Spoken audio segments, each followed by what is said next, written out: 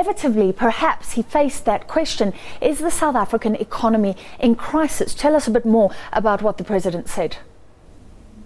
Thanks very much, Francis. Well, the President, he asked, is South Africa the only one that is experiencing crisis? He didn't deny that we don't have some various crises, but he pointed to the EU, for example, which has various parts of its area in areas of crisis. So he was saying that as much as South Africa does have challenges, they're not insurmountable. And as you referred, he talked about the 9-point plan that government talked about earlier in the year, saying that it's gaining traction and that indeed things are moving forward. He was talking mainly about the revitalization of agriculture, agro-processing, investment in the energy sector and the like. These make up part of the 9-point plan, and he gave us examples where government is making inroads. He talked about government having spent about 1 trillion rand between 2009 and 2014 on infrastructure. So he was positive, even though he admitted that we do have challenges. Nompu, this 9-point plan, surely a big thrust there is about creating jobs.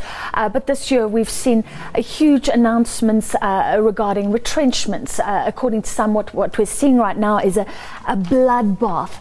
Job losses across mining firms, in steel, in iron ore firms.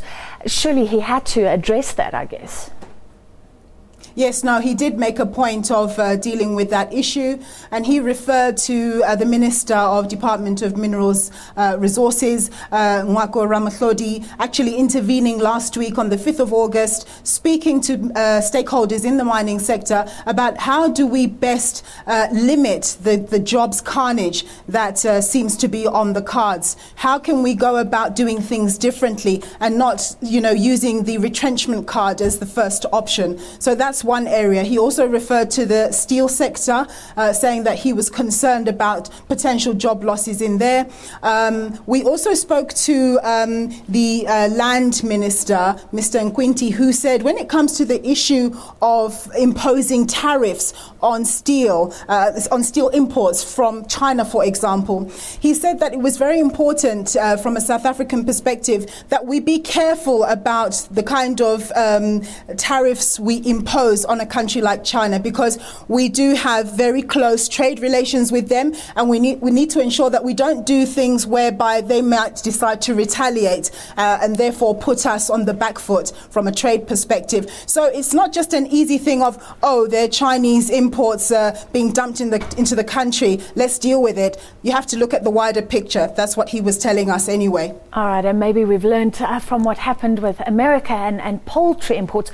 So he did try to emphasize the good news, and this is interesting because we will be speaking to the CEO of Ford later.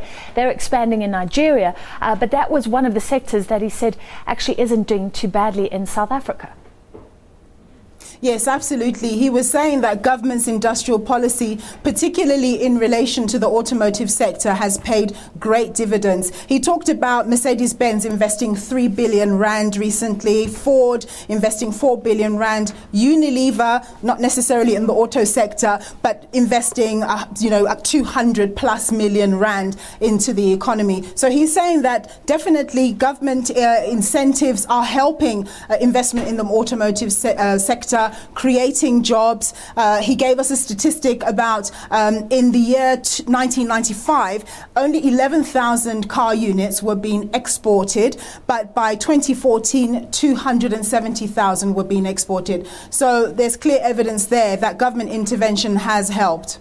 All right, thank you very much. Nompu Siziba live from our studio in Pretoria. She was at that briefing today, and we will be getting the take of the CEO of Ford on that motoring sector.